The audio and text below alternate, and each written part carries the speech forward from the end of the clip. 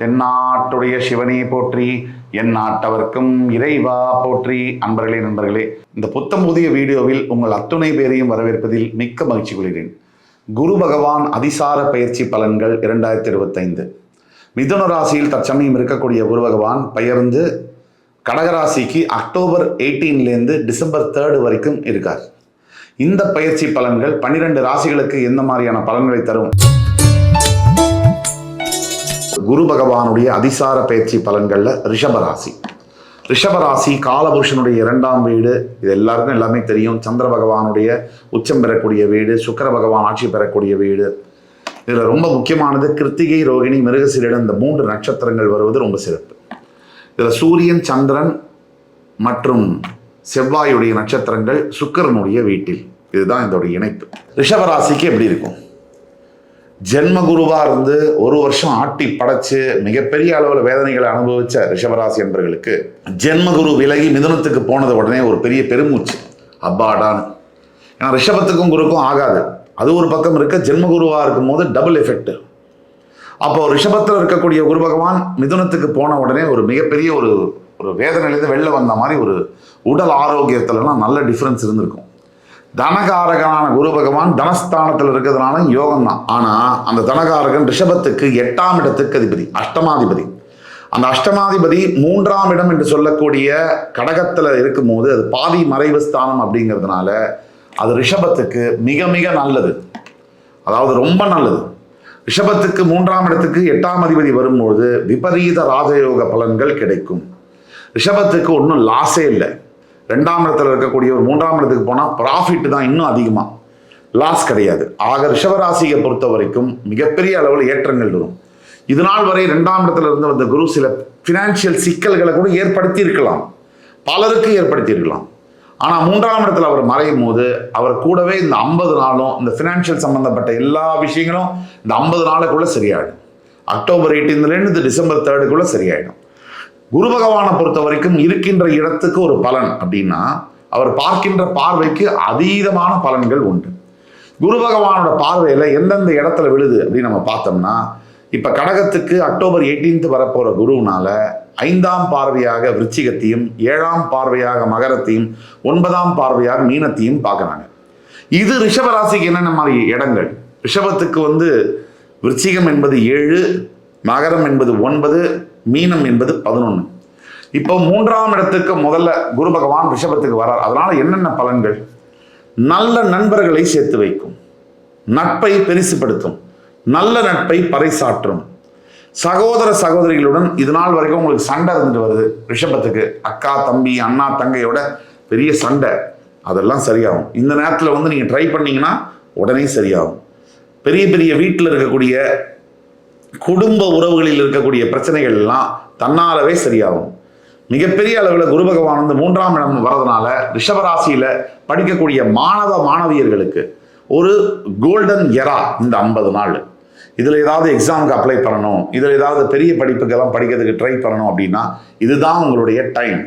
இந்த 50 நாள்ல நீங்க என்ன வேணா முயற்சி பண்ணலாம், பெரிய அளவில் சக்சஸ்ஃபுல்லா வருவீங்க. இது எல்லாத்துக்கும் மேல குரு பகவானுடைய மிகப்பெரிய விஷயம் என்னன்னா 5ஆம் பார்வையாக விருச்சிக ராசி மேல விழுவதனால ரொம்ப நாளா காதலிச்சிட்டு இருக்கேன், எனக்கு கல்யாணமே நடக்கல, இல்ல வீட்டுல ஒத்துக்கல, சண்டை தகராறு, இந்த 50 நாள்ல ஒத்துக்குவாங்க. பேரண்டல் அட்மிஷன், அதாவது பேரண்ட்ஸே ஒத்துக்குவாங்க, அப்ரூவ் பண்ணிடுவாங்க லவ் மேரேஜ். அதை தவிர இந்த 7ஆம் இடத்தை பார்க்கறதுனால, குரு பகவான் பார்க்கறதுனால பெரிய அளவில் என்னென்ன விஷயங்கள்னா சுபகாரியங்கள், சுப செலவுகள் அதிகரிக்கும். அதாவது வீடு வாங்குவது, கிரகப்பிரவேசம் பண்றது, புண்ணியாஜனம் பண்றது, கல்யாணம் பண்றது, இப்படி போன்ற நல்ல விஷயத்துக்காக செலவு செய்வது என்பது மிகப்பெரிய அளவில் அதிகமாகும். சரி, இதெல்லாம் ஒரு பக்கம் இருக்கட்டும். இதோட முக்கியமான விஷயம் என்ன அதை பத்தி பார்த்தோம்னா, இந்த 7ஆம் பார்வை, அதாவது குரு பகவானுடைய 7ஆம் பார்வையானது மகரத்து மேல விழுது. இந்த மகரம் என்பது ரிஷபத்திற்கு பாக்யஸ்தானம். இதுல எவ்வளவு ஒரு விஷயம் பாருங்க. அதாவது ரிஷபத்தோட 3ஆம் வீட்டுல அமர்ந்து 7ஆம் பார்வையால ரிஷபத்தோட பாக்யஸ்தானத்தை குரு பார்க்கும் போது, என்னதான் ரிஷபத்திற்கு குரு பகவான் ஆகாதவர் அப்படின்னாலும் கூட அவருடைய பார்வையின் மூலியமாக பாக்யஸ்தானத்தை பார்க்கும் பொழுது தந்தை மகள், தந்தை மகனுக்கான உறவுகளில் மிகப்பெரிய அளவில் முன்னேற்றங்கள் இருக்கும். இந்த மிஸ் அண்டர்ஸ்டாண்டிங் எல்லாம் விலகும். குடும்பத்துக்குள்ள எத்தனை நேரமும் சண்டை, சச்சரவு, தேவையில்லாத வார்த்தைகள் இதெல்லாம் விலகும். ஒட்டு மொத்தத்தில் குரு பகவானை பொறுத்த வரைக்கும் ஒரு முழு சுபகிரகம். அவர் கடகத்தில் உச்சம் பெறக்கூடியவர். அந்த இடத்துல உட்காந்து உச்சப்பற்ற அந்த நிலையில அவர் அந்த மகர ராசியை பார்க்கின்ற அந்த தருவாயில கிடைக்காத பாக்கியம், கை கெட்டினது வாய் கெட்டணும்னு நம்ம சொல்லுவோம். அப்போ ரிஷபத்திற்கு கை கெட்டினதெல்லாம் வாய் கெட்டுமா அப்படின்னு கேட்டீங்கன்னா, இந்த அக்டோபர் 18 டிசம்பர் 3 கண்டிப்பா எட்டும். பெரிய அளவில் சாதிக்கக்கூடிய விஷயங்கள்லாம் நடக்கும்.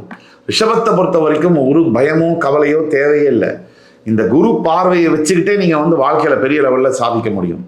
7.5 சனிலாம் இன்னும் எத்தனையோ வருஷம் இருக்கு வரதுக்கு, அதை பார்த்துக்கலாம். இப்போ இந்த வரக்கூடிய இந்த அக்டோபர் 18 டிசம்பர் 3 பெரிய மாற்றங்களை நீங்கள் எதிர்பார்க்கணும். அதே மாதிரி குரு பகவானுடைய 9ஆம் பார்வையால உங்களுடைய லாபஸ்தானத்தை பார்க்கிறார். லாபஸ்தானம் 11ஆம் வீடு அப்படின்னா என்ன அப்படின்னா, வருமானம் எந்த வழியில நமக்கு வரும் அப்படின்னு சொல்லக்கூடிய இடம் தான் 11. பூர்வீக சொத்துக்கள்லாம் நமக்கு வரணும்னா 11. சில பேர் 2ஆம் திருமணத்துக்கெல்லாம் காத்துட்டு இருக்கீங்க அப்படின்னாலும் 11 பார்க்கணும்.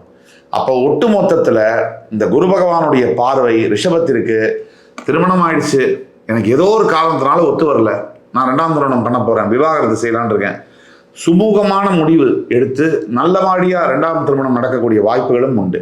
அதே மாதிரி லாபஸ்தானத்தை பார்க்கக்கூடிய குருவினால தனகாரகன் தன்னுடைய வீடையே 9ஆம் பார்வையாக பார்க்கக்கூடிய இடத்துல, அது உங்களுக்கு லாபஸ்தானமா வர்ற இடத்துல இன்கம் வரக்கூடிய வருமானம் என்பது பல மடங்கு பெருகும். இந்த 50 நாள்ல மேபி பல்க் பேமெண்ட், ஒரு பல்கான இன்கம் வரக்கூடிய வாய்ப்புகள் நிறைய இருக்கு. நீங்க ரிஷபராசியில் இருக்கக்கூடியவரை பண்ண வேண்டியதுலாம் ஒண்ணுதான். முடிஞ்சவங்க ஆபத் சகாயேஸ்வரர்னு இருக்கு கும்பகோணம் பக்கத்துல, அந்த கோயிலுக்கு போயிட்டு வரலாம்.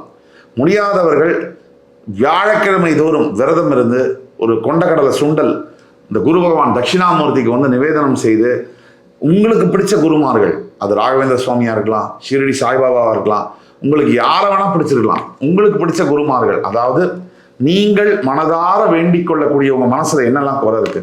ரிஷபத்தை பொறுத்த வரைக்கும் இப்ப நல்லா தான் போயிட்டு இருக்கு பல பேருக்கு. ஆனால் சில இடங்கள்ல பெரிய பிரச்சனைகளை சந்தித்து கொண்டிருக்கிறார்கள் ரிஷபராசி அன்பர்கள். அதுல ஒரு மிகப்பெரிய பிரச்சனை என்ன அப்படின்னு பார்த்தோம்னா, பணம் சம்பந்தப்பட்ட பிரச்சனையே, கடன் தொல்லையே, அந்த கடனால் வரக்கூடிய அவமானம், அது சம்பந்தப்பட்ட பிரச்சனைகளே ஒட்டுமொத்த வாழ்க்கையில பொருளாதார நிலைமையில மிகப்பெரிய அளவுல ஏற்றங்களை பெறக்கூடிய நிலையில நீங்க ஆரம்பிக்க போறீங்க வாழ்க்கையை.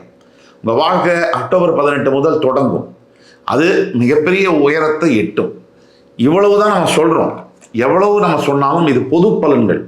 இதுக்கே இவ்வளவு பொருந்து போகும் உங்களுக்கு அப்படின்னா, உங்களோட தனிப்பட்ட ஜாதகத்துல துல்லியமான பலன்களை சொல்ல முடியும். அதாவது நீங்க எந்த நிலைமையில இருக்கீங்க, இப்போ இந்த குரு பயிற்சியானது உங்களுக்கு என்ன உண்மையா செய்யும் செய்யாது, எந்த அளவுல பெரிய உதவிகளை செய்யும், அது எந்த அளவுல உங்களுக்கு பயனுள்ளதாக இருக்கும், அதை அத்தனையும் சொல்ல முடியும். அதுக்கு கீழே கொடுக்கப்பட்டுள்ள வாட்ஸ்அப் நம்பர்ல எங்களை தொடர்பு கொண்டு ஆன்லைன் அப்பாயின்மெண்ட் வாங்கிட்டு வந்தீங்கன்னா கண்டிப்பா உங்களுக்கு பார்த்து சொல்ல முடியும்.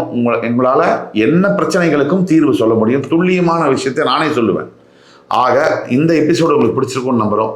மறுபடியும் வேறொரு எபிசோட்ல உங்களை மறுபடியும் சந்திக்கும் வரை உங்களிடம் விடைபெறுவது உங்கள் சுபாஷ் பாலகிருஷ்ணன். நன்றி, வணக்கம், வாழ்க வளமுடன்.